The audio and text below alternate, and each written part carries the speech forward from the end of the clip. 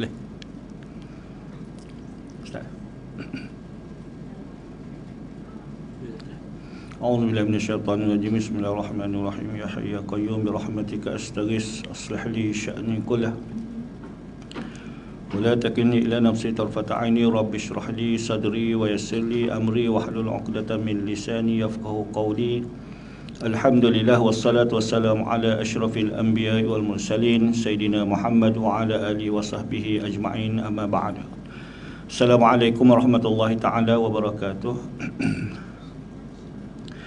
Alhamdulillah, kesyukuran kita panjatkan kepada Allah Subhanahu wa ta'ala yang telah memberi kekuatan kepada kita dan izinnya sama-sama dapat kita berada di dalam suatu majlis ilmu. Dan seperti mana yang kita tahulah, majlis ilmu ini dijanjikan oleh Allah Subhanahu wa ta'ala dengan ganjaran yang banyak melalui hadis-hadis Nabi sallallahu alaihi wasallam. Mudah-mudahan dengan kesungguhan yang kita tunjukkan ini, ia menjadi bukti yang besar untuk kita layak mendapat ganjaran yang telah ditawarkan oleh Allah, seperti mana yang telah dikurniakan oleh Allah kepada hamba-hamba yang terpilih sebelum ini, insya-Allah. Dan insya-Allah untuk mengisi kekosongan yang ada pada tengah hari ini, kita berkongsilah satu hadis Nabi sallallahu alaihi wasallam.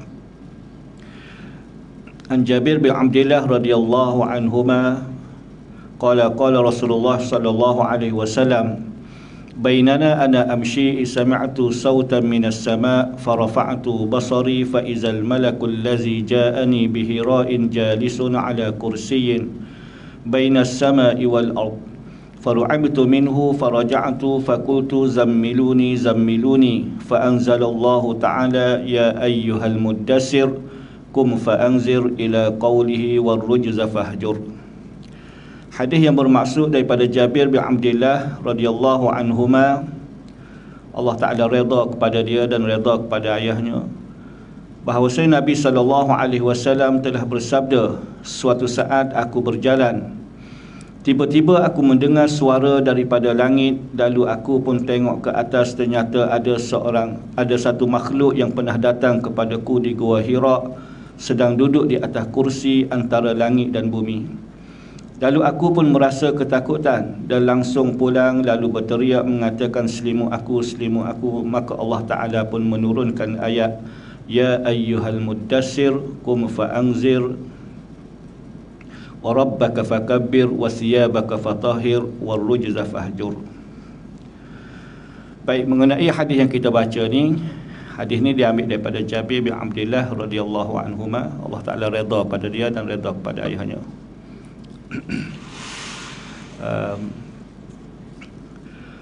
Mengenai hadis ni, kata Jabir, Nabi bercerita suatu hari saat aku berjalan, tiba-tiba aku mendengar suara daripada langit.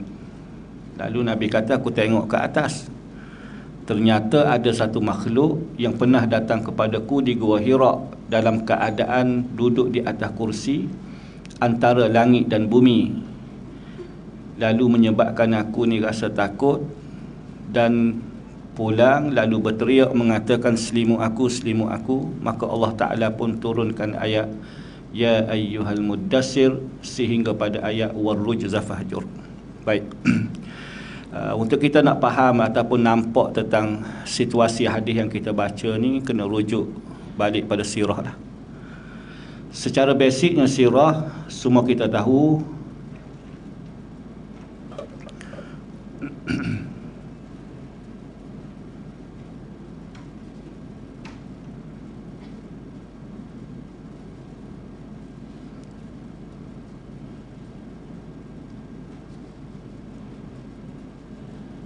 baik, secara basicnya semua kita tahu tentang sirah, bagaimana Nabi SAW ketika mana Nabi dilantik menjadi Rasul, wahyu yang pertama tu turun dengan Iqra. Nabi pergi beruzlah ataupun pergi berkhalwat. Khalwat ni maknanya duduk di satu tempat yang tak ditembusi oleh pandangan orang. Bukan khalwat yang Jabatan Agama tu, mana khalwat Nabi bersendirian, beruzlah di Gua Hira. Lalu pada tahun yang terakhir tibalah masa Allah Ta'ala lantik Nabi kita menjadi Rasul dengan turunnya wahyu yang pertama, dengan cara Jibril ni turun dalam keadaan memeluk Nabi SAW. Dan pelukan itu Nabi sebut minal juh, sehingga ketak dada baginda. Kemudian diangkat dan dilepas Nabi, lalu disebut Iqra. Nabi kata ana biqari'in, aku tak erti membaca. Lalu dipeluk dan diangkat lagi dan dilepaskan sehingga 3 kali dan disebut Iqra, sehinggalah malaikat Jibril baca ayat itu, kemudian dimasukkan ke dalam kepala baginda dan diberi kepahaman kepada Nabi SAW. Setelah terjadi perkara itu, Nabi dalam keadaan takut, dan takut Nabi ni luar biasa, sehingga gebentar. Lalu balik, turun daripada Jabal Nur itu, keluar daripada Gua Hira, turun daripada Jabal Nur, terus balik dalam keadaan demam. Ulama berbahas, kenapa wahyu yang pertama turun pada Nabi ni sehingga Nabi takut dalam keadaan yang luar biasa.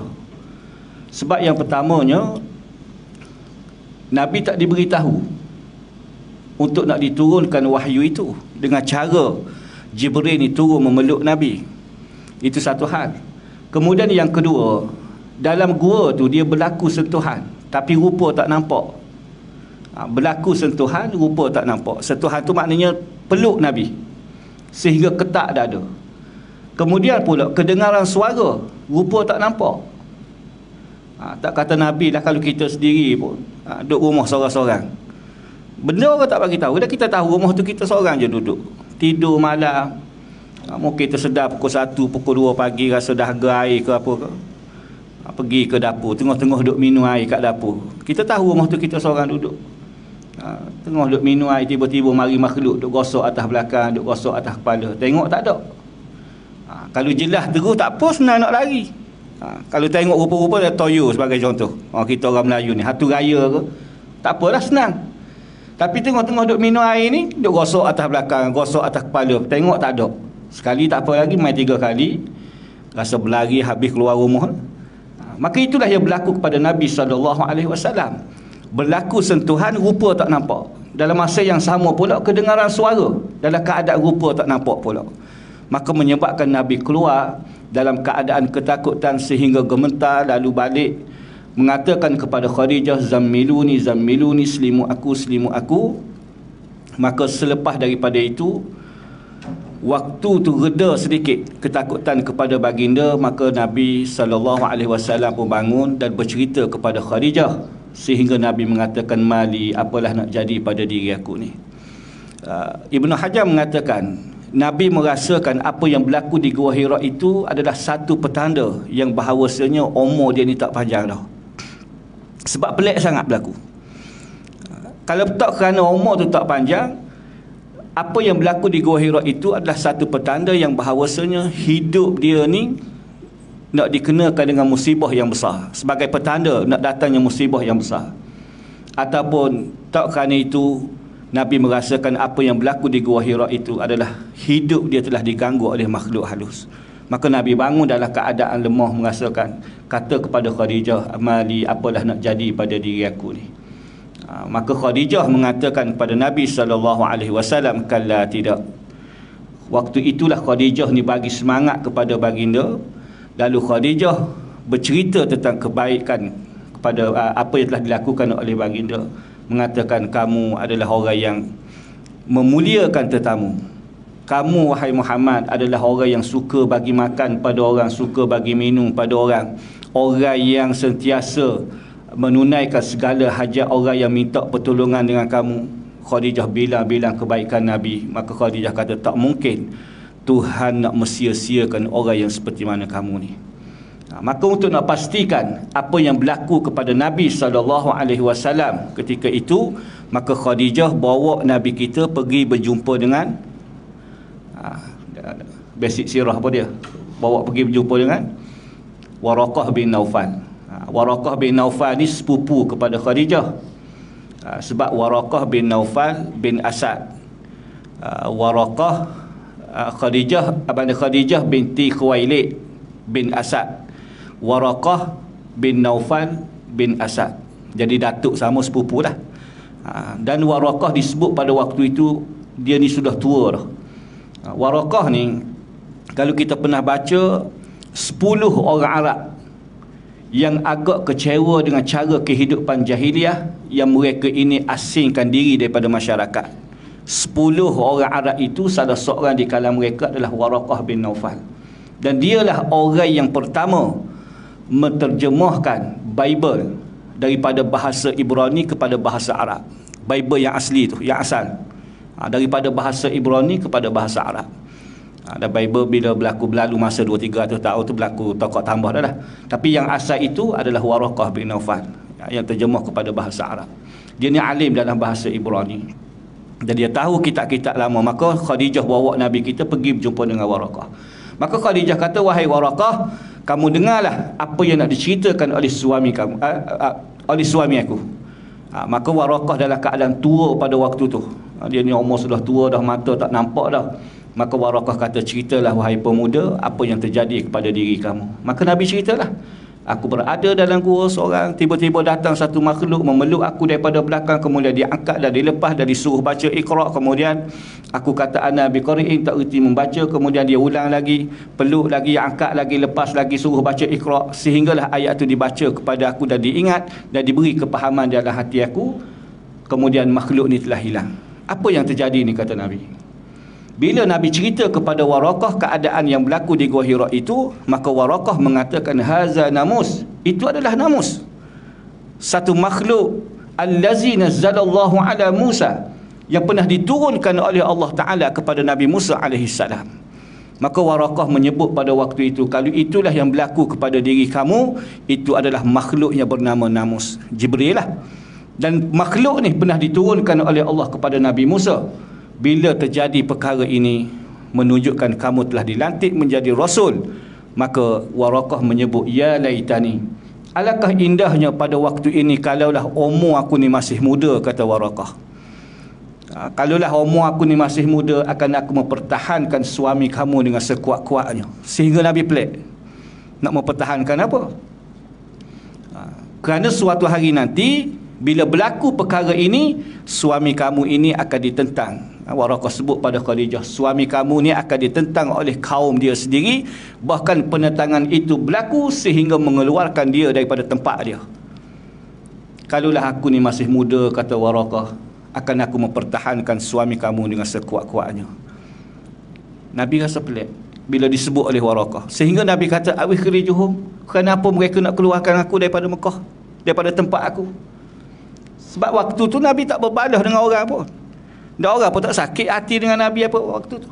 Dalam keadaan baik apa semua, tiba-tiba bila berlaku peristiwa ni kepada aku, takkanlah orang Mekah ni nak halau aku ni. Nabi tak faham. Maka Waraqah kata, siapa yang mengalami perkara ni, suatu hari nanti dia akan dihalau oleh kaum dia dan berlaku penentangan terhadap diri dia. Jadi bila Nabi dah tahu dah apa yang berlaku di Gua Hira itu, yang bahawasanya dia telah dilantik menjadi Rasul apa semua, maka perasaan yang takut telah bertukar menjadi reda. Reda. Jadi selepas faham apa semua, maka Khadijah, Nabi SAW balik ke rumah. Balik ke rumah. Tapi Waraqah bagi jaminan kepada Nabi, kalaulah kamu berlaku penentangan terhadap diri kamu, Waraqah kata, akulah orang yang mempertahankan suami kamu dengan sekuat-kuatnya. Tapi Waraqah tak sempat dengan kebangkitan Nabi SAW. Cuma selepas daripada Khadijah, Nabi balik ke rumah, dah tahu dah keadaan yang sebenar apa yang berlaku di Gua Hira itu, dan selepas pada tu Waraqah meninggal. Dia tak sempat dengan kebangkitan Nabi. Dan di sana riwayat Ibnu Hibban menyebut, mempunyai hadis Nabi kata, aku melihat Waraqah bin Naufal berpakaian putih. Hadis tu tidaklah jelas yang Nabi kata Waraqah ni merupakan ahli syurga. Tapi tengok pada hadis-hadis yang lain, Nabi kata ahli neraka ni tak pakai dengan pakaian putih. Pakaian putih hanya dipakai oleh ahli syurganya. Jadi seolah-olah Nabi ni bagi hint yang bahawasanya Waraqah bin Naufal juga merupakan ahli syurga, kerana berdasarkan pada sirah, orang yang pertama memberi jaminan untuk membela Nabi SAW adalah Waraqah bin Naufal. Cuma dia tak sempat aja.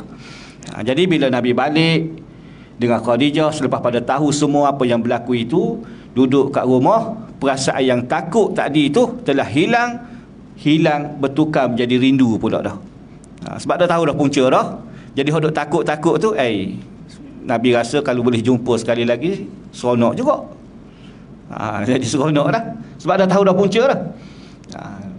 Bila bertukar menjadi rasa rindu, maka waktu itulah Nabi ni keluar ke rumah. Nabi pergi balik ke Jabal Nur. Nabi naik di atas kemuncak bukit. Gua Hira tu duduk di atas Jabal Nur tu lah. Nabi naik di atas kemuncak bukit. Dan di situlah Nabi tunggu Jibril ni. Nabi tunggu untuk jumpa kali kedua. Tunggu tak datang-datang. Tunggu tak datang-datang. Sehingga disebut, sebahagian ulama sirah mengatakan, Nabi sehingga timbul perasaan kecewa kerana keluar daripada rumah, pergi naik di atas bukit semata-mata kerana nak jumpa makhluk ni. Tiba-tiba tunggu tak datang-datang, tunggu tak datang-datang, sehingga kecewa. Dan kecewa Nabi tu berlaku, Nabi nak capok diri daripada Jabal Nur tu. Nak capok diri. Dan riwayat ni Ibnu Hajar Al-Asqalani tidak setuju. Tapi mungkin boleh jadi benda ni. Sebab kita manusia ni bila berlaku kekecewaan pada diri, kalau tak dibentengkan dengan syariat, mungkin orang boleh buat apa yang mereka nak buat. Kita takut nak buat sesuatu perkara ni kerana kita dibenteng oleh syariat. Buat benda ni berdosa, buat benda ni berdosa, tak boleh. Bagi orang yang ada iman, dia berfikir panjang nak buat sesuatu perkara. Tapi tak apalah, cumanya yang sahih, Nabi dalam keadaan rasa kecewa, tunggu tak datang-datang, tunggu tak datang-datang. Maka Nabi rasa makhluk ni tak mari dah. Nak jumpa kali kedua mungkin tak boleh dah. Lalu Nabi turun balik daripada Jabal Nur tu. Waktu Nabi turun nak melangkah berjalan balik tu, duduk di kaki bukit nak melangkah jalan balik, maka waktu itulah berlakunya hadis yang kita baca ni.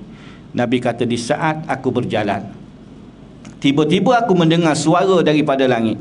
Duk tunggu atas bukit tadi tak mari.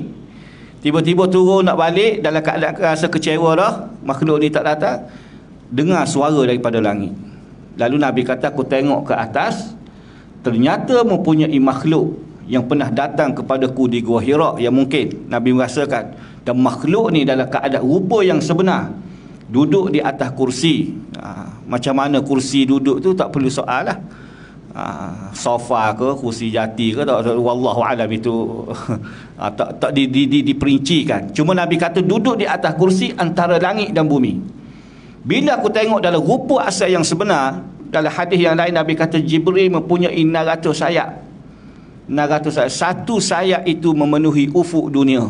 Macam mana, wallahu alam. Dan Allah kun fayakun.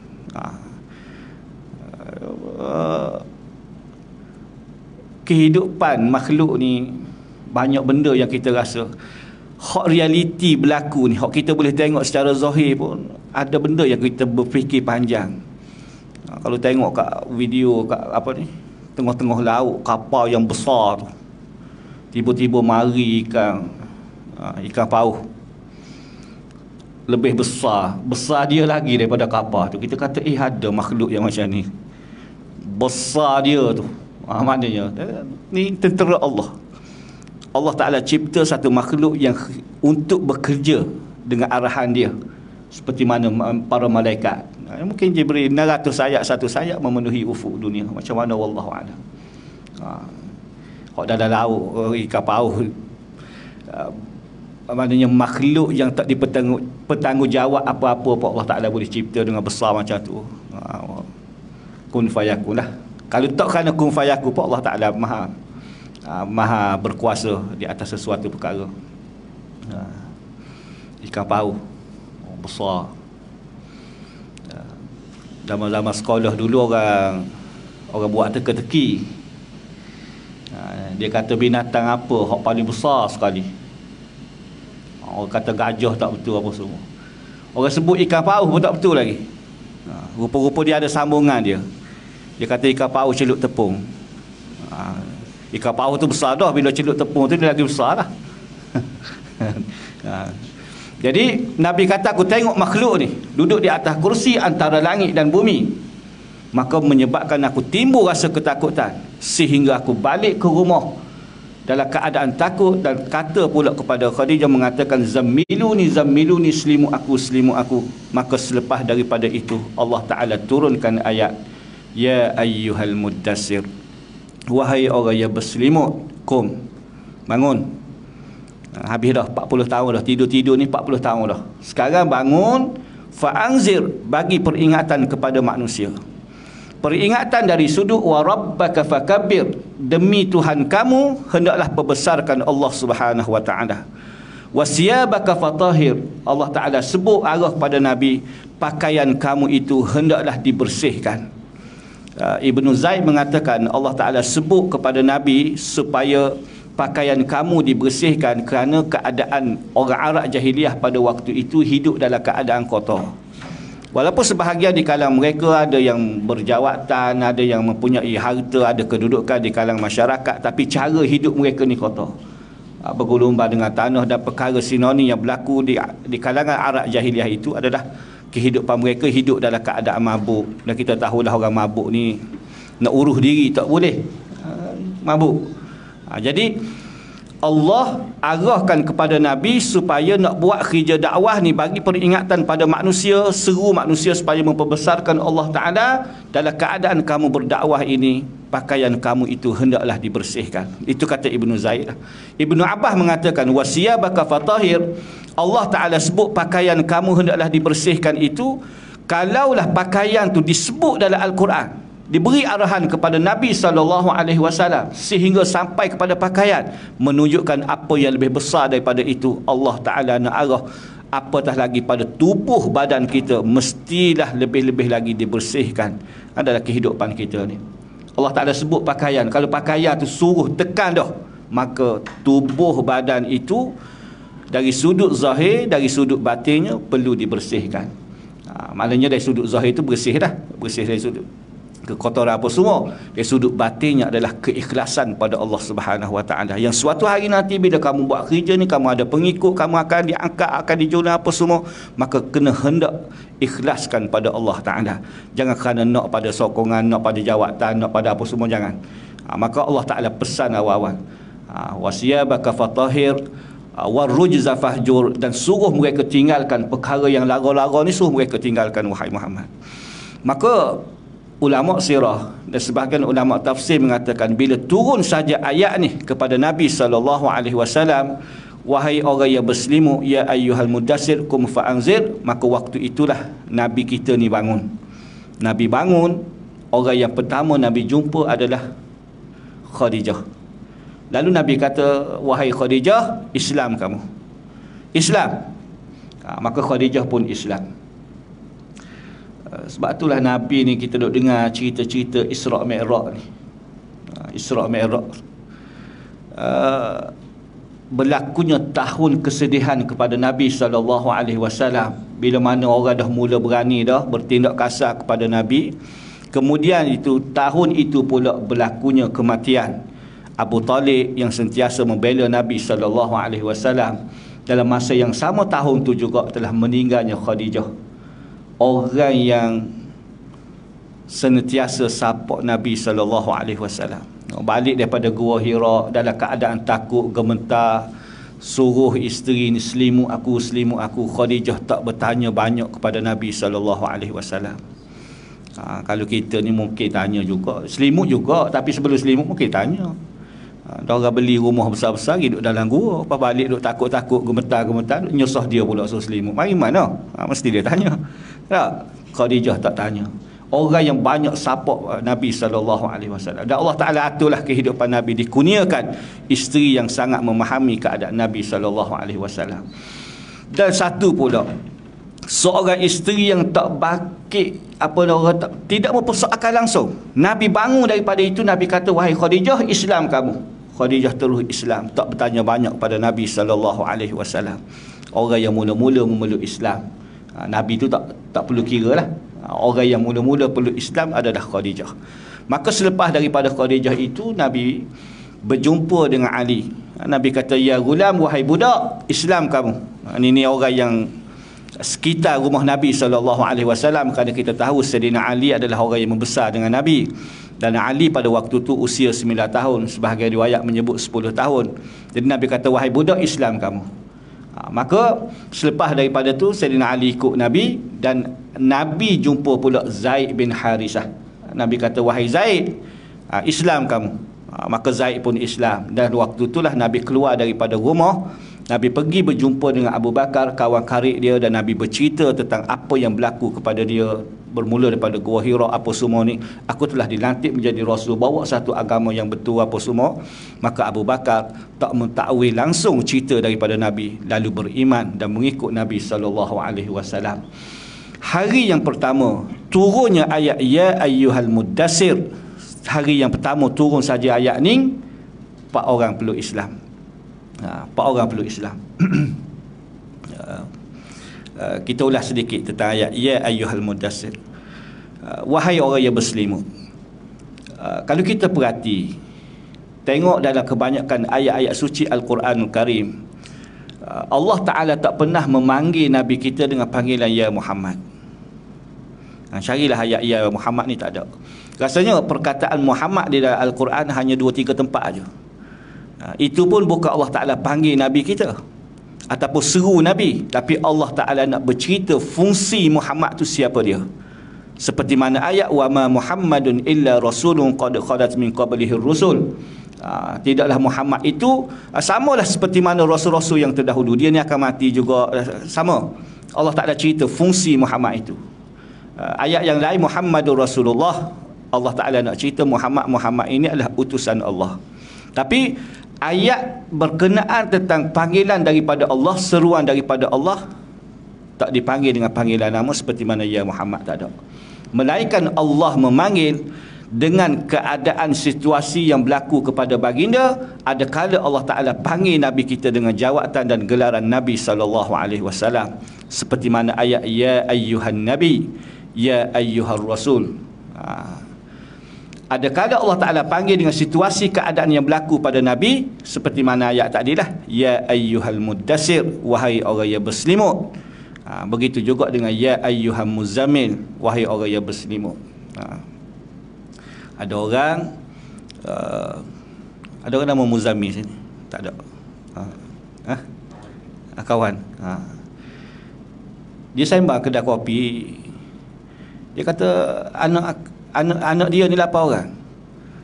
Ya abang-abang tu mudah je suruh. Hak bongsu ni payah sikit. Nak kejut solat subuh ni susah sikit. Susah nak bangun kata dia. Hak bongsu ni nama Muzammil. Jadi hak abang-abang tu senang je kata. Hak bongsu ni payah sikit nak kejut solat subuh. Kebetulan nama Muzammil, wahai orang yang berselimut. Dia selimut payah nak bangun. Kebetulan dengan nama. Tapi taklah semestinya begitu. Baik. Jadi ada kala Allah Ta'ala panggil dengan situasi yang berlaku kepada Nabi, seperti mana ya ayyuhal mudassir, ya ayyuhal muzammil. Para ulama berbahas, tak sama seperti mana Nabi-Nabi yang lain. Dalam kebanyakan ayat, Nabi-Nabi yang lain dipanggil dengan panggilan nama. Ya Yahya khuzil kitaba biquwwatin wa atainahul hukma sabiyya. Ya Zakaria inna nubashshiruka bigulamin ismuhu Yahya. Ya Ibrahim, ya Adam, ya Nuh. Allah Ta'ala panggil dengan nama. Tiba giliran Nabi kita tak dipanggil dengan ya Muhammad. Maka ulama kata di situlah menampakkan lebihnya Nabi kita di sisi Allah Subhanahu Wa Ta'ala. Dia macam anak bongsu lah kadang-kadang. Kadang-kadang setengah keluarga tu anak bongsu tu SPN dah. Tapi ayah ngemok duk panggil adik situ. Kawan dia nak masuk U lah. Adik-adik situ tak panggil lah dengan nama tu. Kalau abang-abang lain panggil nama gitu je, nak suruh benda-benda tu. Kira gelaran. Maknanya menampakkan lebih Allah Ta'ala kepada Nabi kita Muhammad sallallahu alaihi wasallam. Begitu juga dari sudut mukjizat dan pada hadis-hadis yang lain tentang kelebihan orang yang pertama dibangkit daripada kubur, orang yang diberi kuasa syafaat di hari akhirat kepada Nabi kita, menjadi penghulu kepada para anbiya Nabi kita. Itulah keadaan Nabi kita Muhammad sallallahu alaihi wasallam. Dari sudut mukjizat, Imam Syafi'i pernah mengatakan ma'atallahu nabiyyan syai'a illa wa'atta Muhammadan ma huwa aksaru minhu. Allah bila mana kurniakan mukjizat kepada nabi-nabi yang lain, Allah Ta'ala telah mengurniakan mukjizat yang lebih kepada Nabi kita Muhammad sallallahu alaihi wasallam. Imam Syafi'i kata begitu. Lebih macam mana, banyaklah tentang mukjizat tu. Rasanya pernah hurai dulu tentang perkara mukjizat Nabi. Dia berlaku dialog. Bila mana Imam Syafi'i kata ma'atallahu nabiyyan syai'a illa wa'atta Muhammadan ma huwa aksaru minhu. Bila Allah Ta'ala kurniakan mukjizat kepada nabi-nabi yang lain, Allah Ta'ala telah mengurniakan mukjizat yang lebih kepada Nabi Muhammad. Bila Imam Syafi'i kata begitu, bangun seorang anak murid dia. Tanya, wahai Imam, Imam mengatakan kalaulah Allah Ta'ala telah kurniakan mukjizat kepada nabi-nabi yang lain, maka telah dikurniakan mukjizat yang lebih kepada Nabi Muhammad. Saya nak tanya Imam, kalau Nabi Isa alaihissalam boleh perhidup orang mati, mukjizat dia, Nabi Isa ni boleh perhidup orang mati. Kalau Imam kata Nabi Muhammad hebat lagi, macam mana dengan keadaan mukjizat Nabi Muhammad? Imam Syafi'i kata kalau Nabi Isa boleh perhidup orang mati, mukjizat Nabi Muhammad boleh perhidupkan kayu yang mati.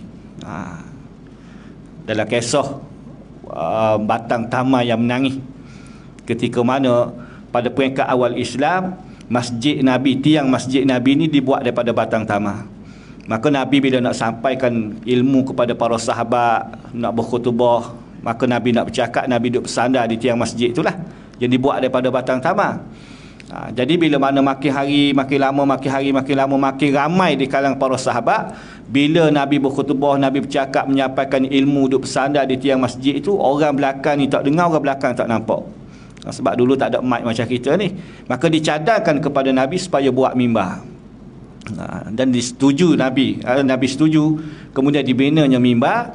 Jadi selepas daripada tu Nabi nak bercakap, Nabi nak menyampaikan khutbah, nak menyampaikan ilmu kepada para sahabat, Nabi tak bersandar dah di tiang masjid itu, Nabi bercakap di atas mimbar yang dibuat tu.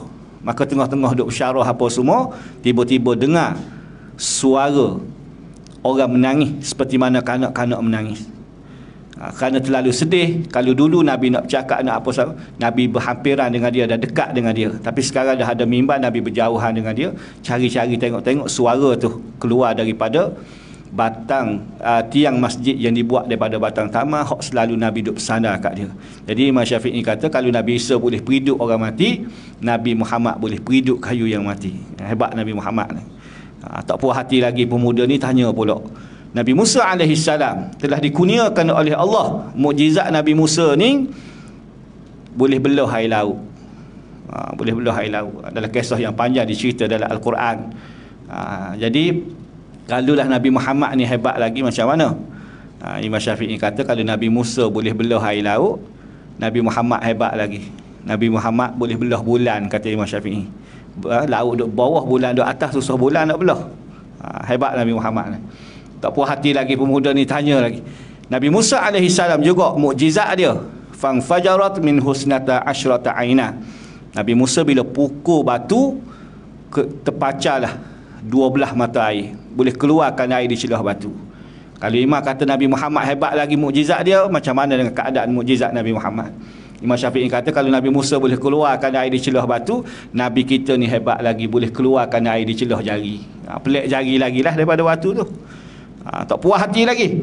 Nabi Sulaiman AS dikurniakan oleh Allah mukjizat. Nabi Sulaiman, dia boleh arah angin supaya hantar dia pergi ke mana-mana. Tak perlu sebut Zam-Zam dah kazam, tak perlu guna tika, tak perlu. Kalau pergi Romli kena guna tika, kena sebut Zam-Zam dah kazam, tu pun tipu je.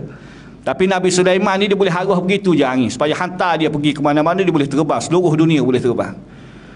Kalaulah Nabi Muhammad ni hebat lagi, bagaimana dengan keadaan mukjizat Nabi Muhammad? Imam Syafi'i kata kalau Nabi Sulaiman boleh terbang pergi ke mana-mana, arah angin supaya hantar dia, Nabi Muhammad ni hebat lagi. Bukan hanya sekadar boleh terbang, Nabi boleh naik sehinggalah menembusi langit, daripada langit yang pertama sehinggalah langit yang ketujuh, sehinggalah Sidratul Muntaha, sehingga menghadap Allah Subhanahu Wa Taala dalam peristiwa Isra' dan Mi'raj. Hebat Nabi Sulaiman ni, boleh terbang kawasan dunia ni je. Nabi kita tembus atas langit tu. Hebat Nabi kita lagi, kata Imam Syafi'i. Maknanya dari sudut mukjizat itu dikurniakan oleh Allah lebih kepada Nabi kita Muhammad sallallahu alaihi wasallam. Jadi begitu juga pada ayat ya ayyuhal mudassir, dipanggil wahai orang yang berselimut. Itu adalah situasi yang berlaku kepada baginda, ataupun Allah Ta'ala memanggil dengan jawatan ya ayyuhan nabi, ya ayyuhar rasul, sebagai tanda lebih kasih Allah kepada Nabi kita Muhammad sallallahu alaihi wasallam. Maka kalau kita tahu itu keadaan baginda, sentiasalah hidup kita ni berselawatlah kepada Nabi kita Muhammad sallallahu alaihi wasallam. Jangan berlalu masa satu hari tanpa kita berselawat. Duduk saja-saja. Kalau geng-geng Habib dia bila bersyarah tentang Nabi sallallahu alaihi wasallam ni, kalau boleh paling-paling komal, paling-paling sikit lah 100 kali sehari selawat. Paling-paling sikit 100 kali. 100 kali, 20 kali selepas sembahyang, 5 waktu cukup lah 100. Ni paling-paling lemah lah kalau nak bahas dari sudut selawat tu. Baik. Kemudian bila turun saja ayat ni, kita cerita tadi 4 orang yang peluk Islam. Nabi jumpa Khadijah, Nabi jumpa Ali, Nabi jumpa Zaid bin Harisah, lalu Nabi jumpa Abu Bakar As-Siddiq. Kemudian selepas daripada tu, hari yang pertama turun 4 orang yang peluk Islam. Selepas daripada tu, cerita dan khabar yang bahawasanya Rasul di akhir zaman diutuskan oleh Allah Ta'ala telah tersebar luas. Telah tersebar luas, diketahui oleh terutamanya di kalangan ahli kitab. Dan disebut dalam Al-Quran, ahli kitab ni dia mengenal Nabi kita lebih daripada anak-anak dia sendiri, kerana dicerita secara detail dalam kitab yang terdahulu bahawasanya ciri-ciri Rasul di akhir zaman ni macam mana. Bila tersebar luas sehingga luar daripada tanah haram yang Rasul di akhir zaman telah diutuskan oleh Allah, maka disebut dalam satu riwayat keislaman Abdurrahman bin Auf. Abdurrahman bin Auf dia kata waktu Nabi diutuskan, aku berada di Yaman dalam urusan berniaga lah. Jadi bila aku duduk berniaga di pasar, tiba-tiba datang seorang tua, yang orang tua ni nama Askalan. Askalan ni seorang tua yang hidup dalam keadaan baik, walaupun tak ada agama yang dibangkit lagi oleh Nabi SAW, tapi seorang tua yang duduk dalam keadaan baik dan sentiasa menasihati orang muda supaya hidup dalam keadaan baik. Jadi Askalan ni, kata Abdurrahman bin Auf, dia datang ke pasar, dia bertanya orang di pasar, peniaga-peniaga di sini siapa yang berasal daripada tanah haram? Maka Abdurrahman bin Auf kata, aku. Jadi Askalan, orang tua ni kata, sekarang kamu balik, kerana perniagaan di sana lebih menguntungkan kamu daripada kamu berniaga di sini. Bahawasanya Rasul di akhir zaman telah diutuskan oleh Allah Ta'ala. Maka waktu itu Abdurrahman bin Auf kata, aku bergegas balik sehingga sampai ke sana, dan aku bertanya hal ni kepada Abu Bakar As-Siddiq. Maka Abu Bakar bercerita Muhammad yang kita kenal apa semua telah membawa satu agama yang betul, dan aku telah menjadi pengikut dia apa semua. Maka Abdurrahman bin Auf dengar cerita daripada Abu Bakar, bersedia untuk menghadap Nabi dan berbai'ah dan mengikut Nabi SAW. Makin ramai dah turun saja ya ayyuhal mudassir, makin ramai orang yang peluk Islam. Sa'ad bin Abi Waqqas kata, aku ni waktu Nabi diutuskan, aku tidur malam bermimpi. Aku bermimpi berada di tempat yang gelap, sehingga gelap tu perlu sangat pada cahaya. Maka aku nampak satu cahaya di hujung sana. Bila aku dekat dengan cahaya itu, tiba-tiba aku berlari-berlari sampai tempat cahaya tu. Aku tengok di bawah cahaya tu adanya Abu Bakar, adanya Ali, adanya Zaid bin Harisah. Maka bila aku sedar daripada tidur, besok aku pergi berjumpa dan bercerita hal ni kepada Abu Bakar As-Siddiq. Aku mengatakan, aku tidur malam, duduk di tempat yang gelap bermimpi apa semua, sehinggalah aku nampak satu cahaya. Bila pergi dekat dengan cahaya tu, tengok kamu 3 orang duduk di bawah cahaya ni. Apa yang berlaku ni? Maka Abu Bakar As-Siddiq mengatakan, kami bertiga yang kamu nampak dalam mimpi itu telah menjadi pengikut kepada Muhammad. Muhammad yang kita kenal itu telah memeluk Islam. Muhammad itu telah bawa satu agama yang betul daripada Tuhan yang Maha Pencipta. Maka Sa'ad bin Abi Waqqas juga bersedia mengikuti Nabi SAW. Siapa dia lagi? Talhah bin Ubaidillah. Ni geng besar saja ni. Talhah kata, aku waktu tu berada di Busra, dan aku didatangi oleh seorang rahib supaya balik ke tanah haram, bahawasanya Rasul di akhir zaman telah diutuskan oleh Allah. Maka Talhah ni dia balik ke Mekah, lalu bertanya juga hal ni kepada Abu Bakar As-Siddiq. Talhah ni dia dua pupu lah dengan Abu Bakar. Talhah bin Ubaidillah ni dia sepupu kepada Abu Quhafah, ayah kepada Abu Bakar. Jadi dengan Abu Bakar tu jadi anak sepupu lah. Anak sepupu ataupun 2 pupu begitu. Jadi dia tanya pada Abu Bakar cerita dia ni juga bersedia untuk peluk Islam. Talhah makin ramai. Sayyidina Osman, kita nak berhenti apa? 50 sikit. Sayyidina Osman ni dalam riwayat ni dhaif, cuma boleh digunakan pakailah sebab sirah para sahabat. Sayyidina Osman waktu Nabi diutuskan, dia disebut pada waktu tu dia agak frust sedikit dengan Nabi SAW. Kerana Osman ni dia pada peringkat awalnya dia nak pada Ruqayyah binti Rasulullah. Tapi teka-teka Ruqayyah tu Nabi tak bagi. Nabi kahwinkan Ruqayyah binti Rasulullah dengan anak Abu Lahab. Abu Lahab ni bisa pok saudara Nabi satu hal. Abu Lahab ni dia nama gelaran dia, nama dalam IC dia Abdul Uzza bin Abdul Muttalib, ayah Nabi Abdullah bin Abdul Muttalib. Jadi pada peringkat awal tu Ruqayyah binti Rasulullah Nabi kahwinkan dengan anak Abu Lahab lah, dengan Utaibah. Anak Abu Lahab ni ada 3 orang, Atab, Ma'tab, Utaibah. Dan bukan seorang, 2 orang pula besan dengan Nabi ni, 2 orang. Ummul Kalsum binti Rasulillah berkahwin dengan Utbah. Ruqayyah binti Rasulillah berkahwin dengan Utaibah, anak Abu Lahab. Besan dengan Nabi 2 orang anak Abu Lahab ni, sebelum lawan Nabi ni. Dia sampai tahap tu. Jadi Sayyidina Osman ni disebut dia nak pada Ruqayyah ni, Nabi tak bagi, Nabi kahwinkan dengan anak Abu Lahab.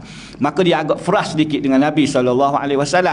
Dan bila frust, dan Sayyidina Osman ni orang jiwa lembut apa semua, jadi hidup tu merayau. Jadi merayau apa semua.